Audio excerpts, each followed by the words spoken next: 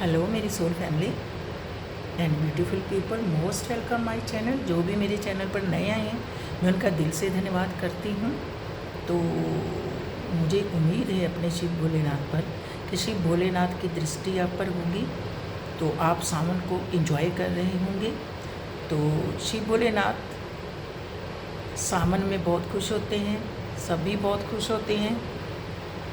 आजकल तो देखो जो भी हमारे फेस्टिवल हैं लोग होते जा रहे हैं, तो हमारे बच्चे जो छोटे बच्चे हैं, आने वाले बच्चे हैं, उनको कैसे पता चलेगा हमारे फेस्टिवल का। जब भी अभी थोड़े टाइम पहले ही लोग सावन को कैसे मनाते थे, जो लड़कियों की नई नई शादी होती थी उनको उनके पेरेंट्स या उनके भाई लेने आते थे, तो वो खाने के लिए कुछ लेकर आते थे, जैसे लड्डू। उसको पंजाबी में, मैं पंजाब की रहने वाली हूँ, तो मैं पंजाब की बात ही करूँगी। वैसे मैं इंडिया पंजाब की हूँ। तो वो स्वीट्स जो देकर जाते थे, जो लड्डू वगैरह देकर जाते थे, काफ़ी क्वांटिटी में होते थे।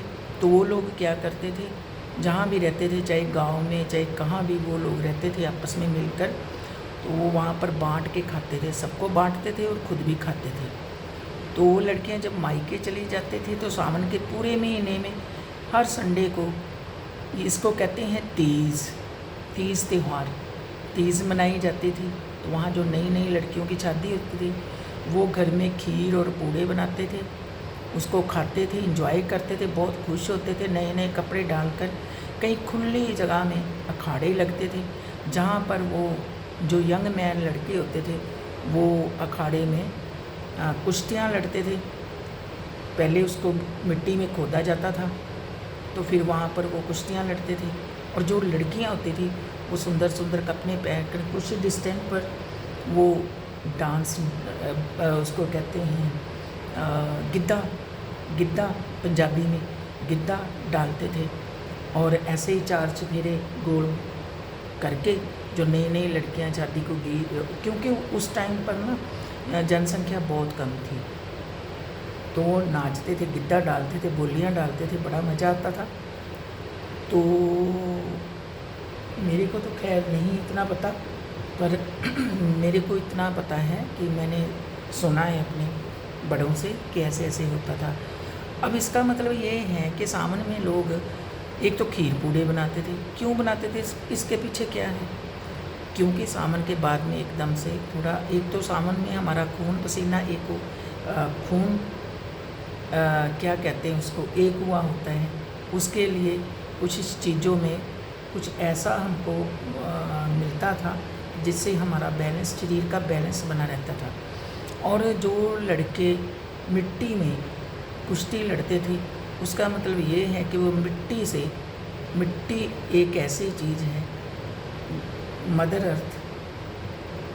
अर्थ की बहुत रिस्पेक्ट करनी चाहिए। मदर अर्थ हमको बहुत कुछ देते हैं।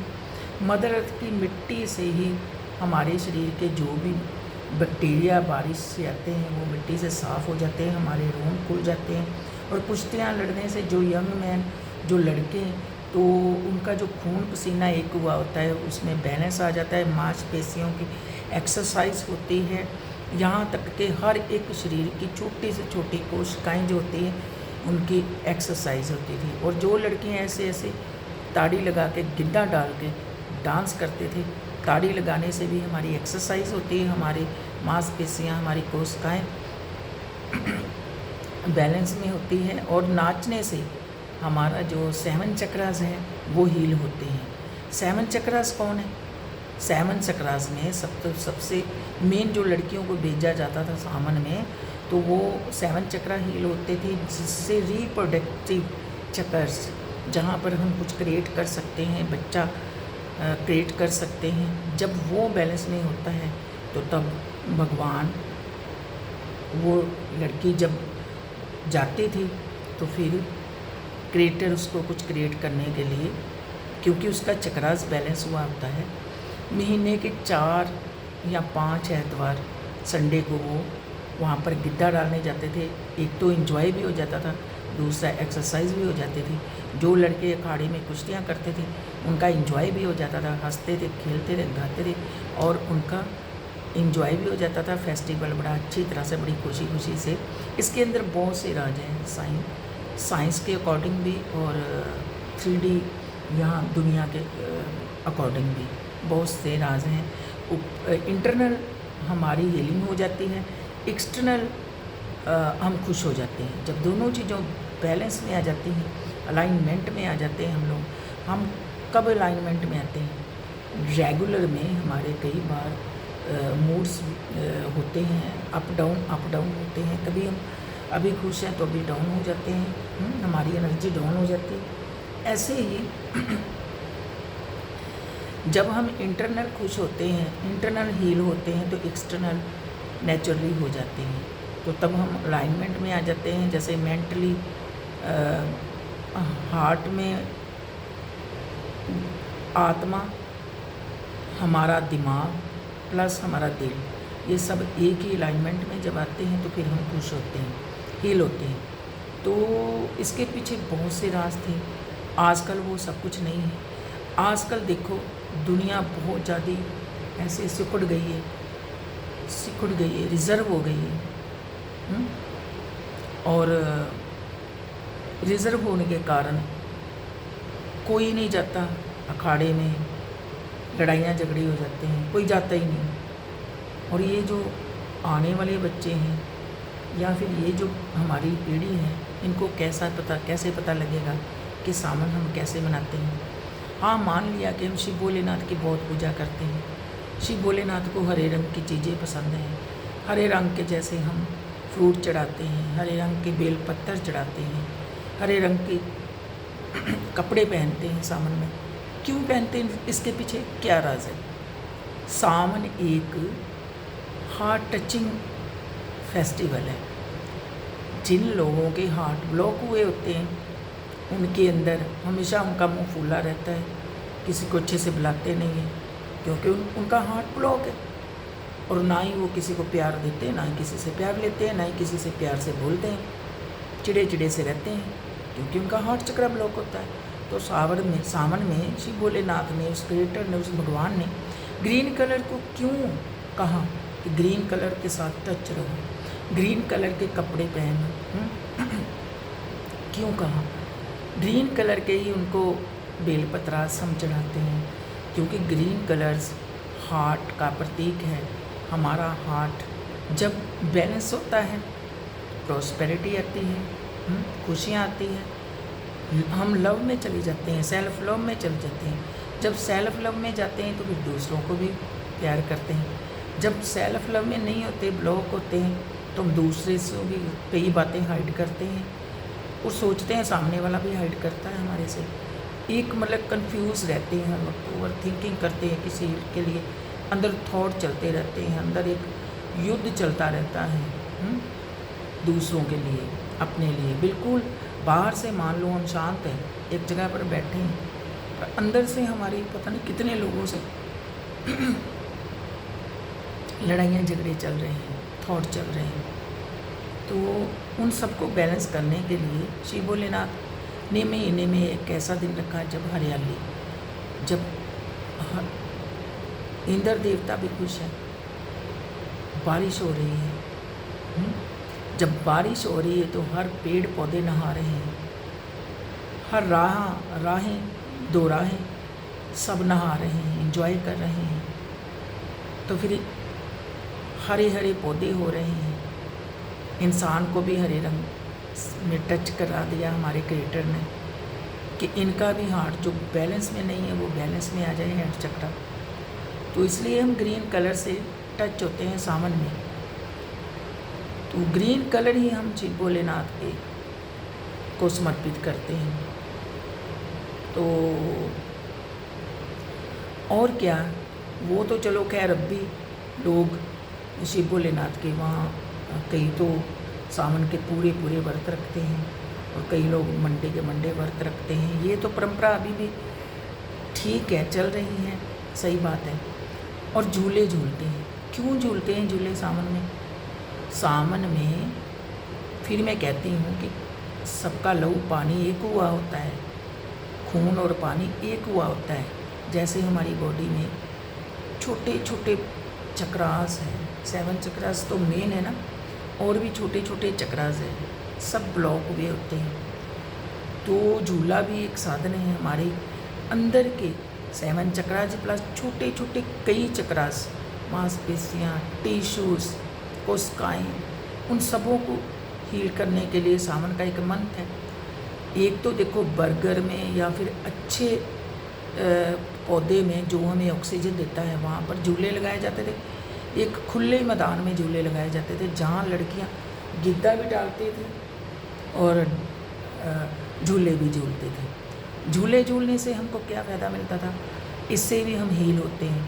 हमारी जितनी भी चक्रास ब्लॉक हुए हैं, जब भी हम अपने पैरों से जोर लगा के झूले को आगे लेकर जाते हैं, और पैरों का अर्थ से कनेक्शन है।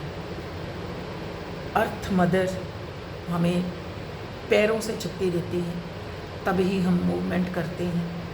हमारा सारा शरीर का बेस पैर है, तो जब पैरों से हम जोर लगा के झूले को आगे लेकर जाते हैं, तो हमारी पैरों की कोशिकाएँ, हमारे पैरों के टिश्यूज, हमारे सारे ऑल बॉडी के पैरों से लेकर सर तक टिश्यूज, कोशिकाएँ, सभी मांसपेशियाँ हील होते हैं, उनकी एक्सरसाइज होती है। प्लस वो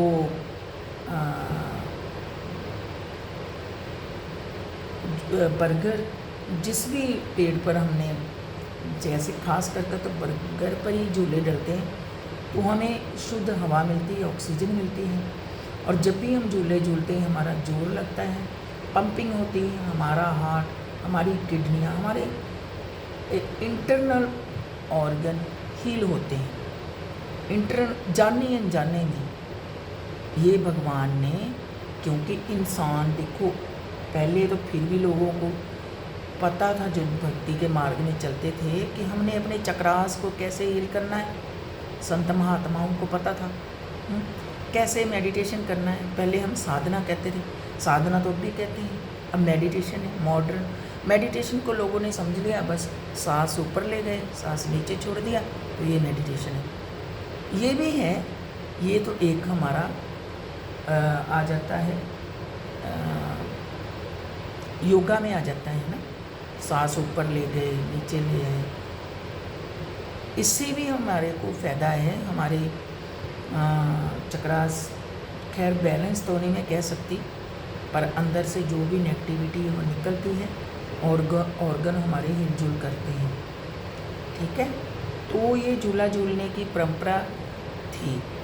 आजकल क्या है? आजकल देखो, जितनी दुनिया सिकुड़ गई है, रिज़र्व हो गई है, उतनी ही उनकी उम्र भी रिज़र्व हो गई है, सिकुड़ गई है, छोटी हो गई है। कितना जी रहे हैं लोग? एक्चुअली में कलयुग है, घोर कलयुग। घोर कलयुग में क्या है कि इंसान की एज मैक्सिमम 100 ईयर है, 100 साल। क्या कोई देखा है कभी 100 साल जीते? कभी नहीं ना।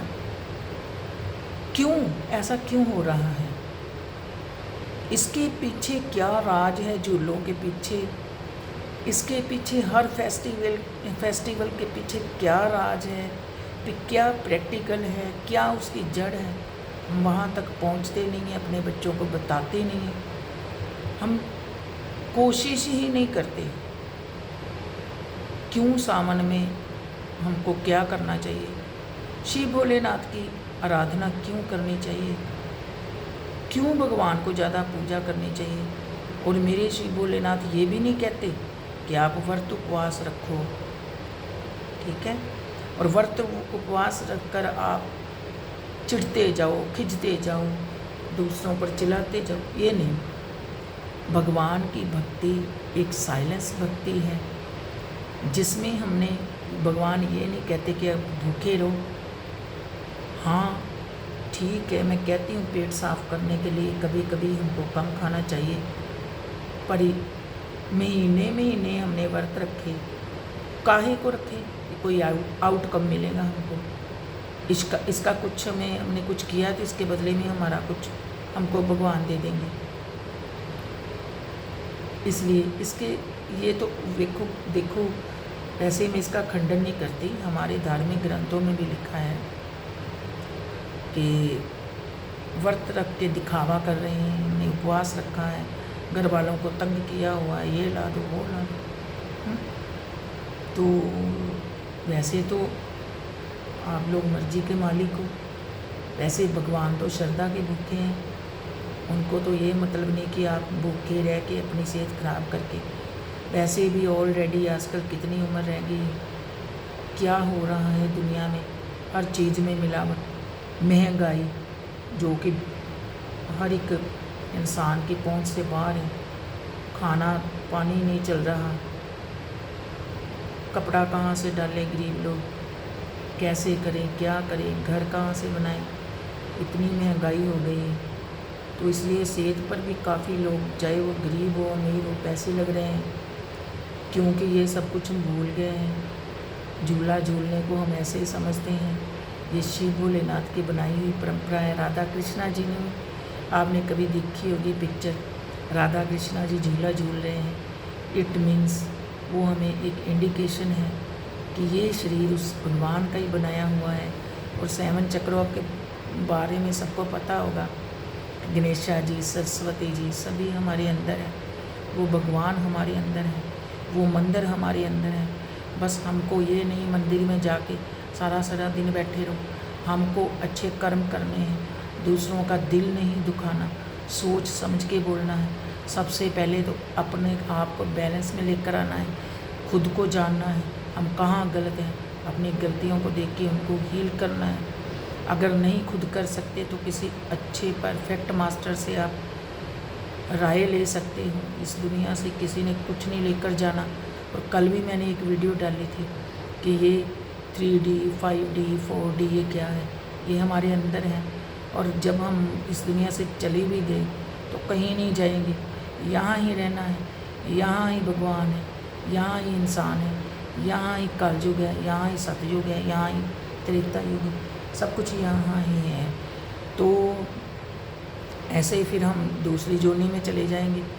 कई आत्मा तो ऐसे ही जो भगवान को जानकर ही नहीं गई, जिस काम के लिए हम दुनिया में आए, अपने आप को नहीं जाना तो भगवान को कहाँ से जानेंगे। वो लोग तो फिर 84 लाख जोनियों में चले जाते हैं।